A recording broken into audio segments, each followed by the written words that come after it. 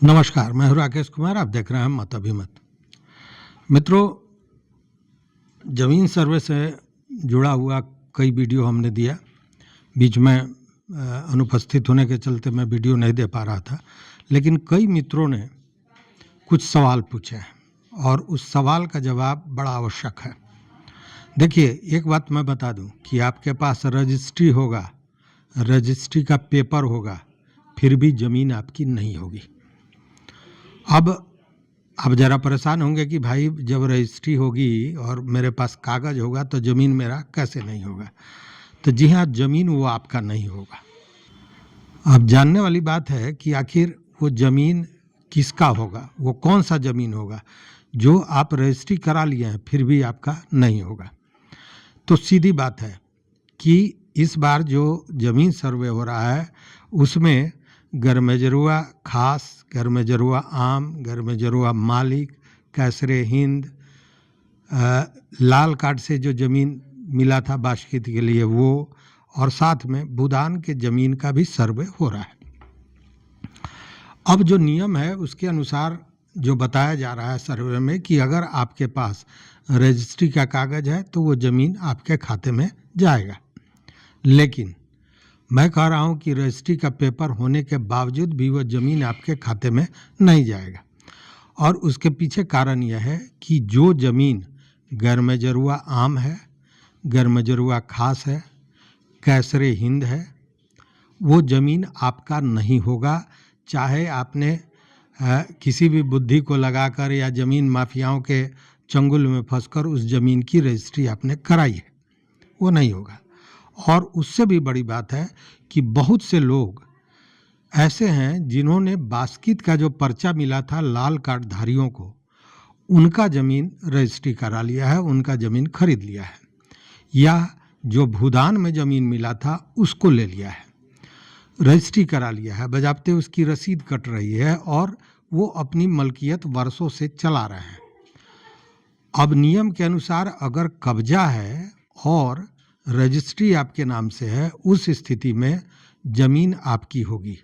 लेकिन अगर वो ज़मीन कैसरे हिंद का है या यूँ कहें कि लाल कार्डधारी का है जो बास्कीत का पर्चा था, या फिर भूदान का ज़मीन है, तो उसमें आपके पास भले रजिस्ट्री हो, भले आप रसीद कटाते हों, लेकिन उस ज़मीन की मलकियत आपकी नहीं होनी है। और उसके पीछे कारण यह है कि ऐसे ज़मीन की रजिस्ट्री का कोई प्रावधान ही नहीं है। मतलब कि वो ज़मीन लाल कार्डधारी को या फिर वो जो भूदान का ज़मीन प्राप्त हुआ था वो इसलिए दिया गया था कि उस ज़मीन पर वो खेती करके अपना जीवन यापन करें। मतलब कि उनके पास जीवन यापन के लिए पूर्व से कोई व्यवस्था नहीं थी और इसीलिए सरकार ने उनको ये दिया था।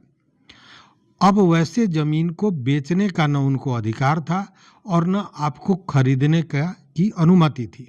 बावजूद उसकी खरीद बिक्री की गई, आपने रजिस्ट्री भी करा लिया, आपने रसीद भी कटा लिया, आपने दाखिल खारिज भी करा दिया, ये सारा कुछ करा लिया, लेकिन वो ज़मीन आपकी होने वाली नहीं है। इसलिए मैंने कहा कि रजिस्ट्री के बावजूद भी ज़मीन आपका नहीं होगा और इसमें कहीं से शक शुबा मत रखिएगा। अगर उस तरह की ज़मीन है तो समझिए कि ज़मीन से आप बेदखल हो गए। वो ज़मीन जिसको दिया गया है उसके नाम से होगा या फिर सरकार अनाबाद बिहार के नाम से वो ज़मीन ले लेगी। वो ज़मीन आपका नहीं होगा, इसकी तो गारंटी है। जब ये सर्वे हो रहा है तो धीरे धीरे कई तरह के पोल खुल रहे हैं। आपने सुना होगा राजेंद्र नगर स्टेशन के ज़मीन का मामला, और फिर अभी एक कुचायकोट का मामला आया जिसमें दुखी कोयरी नाम के एक व्यक्ति जिनकी मृत्यु 1940 में हो गई थी और भू माफियाओं ने बजाबते घुमा फिरा के उस ज़मीन को 1980 में उस ज़मीन को की रजिस्ट्री करा ली। ज़मीन दुखी कोयरी का, उनकी मृत्यु हुई 1940 में और 1980 में दुखी कोयरी से ही रजिस्ट्री करा ली गई। अब जब ये सर्वे का मामला आया है तो उसके दाखिल खारिज का मामला आया और जब दाखिल खारिज के लिए ऑनलाइन आवेदन किया गया तो इसकी जानकारी दुखी कोयरी के पोता राज को पता चला और उन्होंने बाज़ाब्ता इसको लेकर आपत्ति जताई। जब ये मामला अंचलाधिकारी के पास पहुंचा तो अंचलाधिकारी की भी चूल्हें हिल गई। उनको लगा कि ये मामला बड़ा पेचीदा है और संगीन है। उन्होंने तुरंत उसका संज्ञान लिया और DCLR के यहाँ ये मामला चला गया कि इस ज़मीन की रजिस्ट्री को, निबंधन को रद्द किया जाए, जमाबंदी को रद्द किया जाए।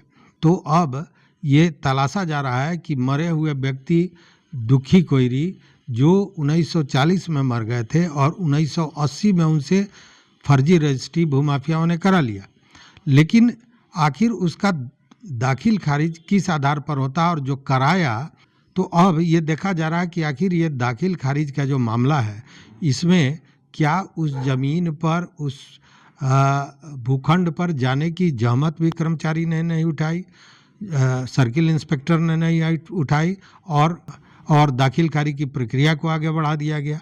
अब इसको लेकर जांच चल रही है और यह भी बात है कि कर्मचारी और उस पर जो निरीक्षक है, अंचल निरीक्षक, इस पर निश्चित रूप से गाज गिरेगी, कार्रवाई होगी, कार्रवाई की तलवार लटक रही है।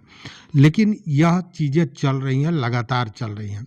इसीलिए मैंने कहा कि अगर आपके पास रजिस्ट्री भी है, आपका कब्जा भी है, लेकिन ज़मीन भूदान का है या ज़मीन लाल कार्डधारी से आपने लिया है जो बास्कित का ज़मीन है, या कैसरे हिंद का ज़मीन है, या गरमजरुआ आम है, खास है, उस स्थिति में आपके रजिस्ट्री के कागज़ का, आपके किसी भी डॉक्यूमेंट का कोई मतलब माने नहीं है।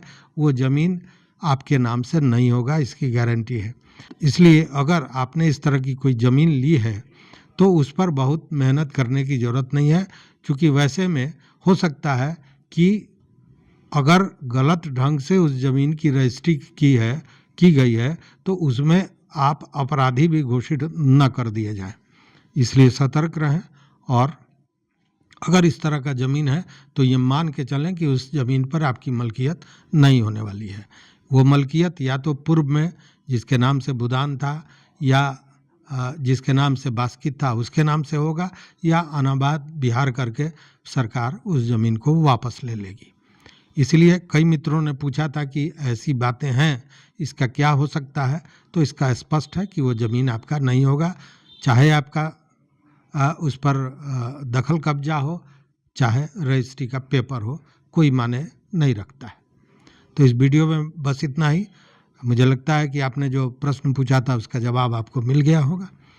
तो मित्रों, एक निवेदन तो और है कि अगर अभी तक आपने चैनल को सब्सक्राइब नहीं किया है तो सब्सक्राइब कर लें, लाइक करें, दोस्तों के साथ शेयर करें।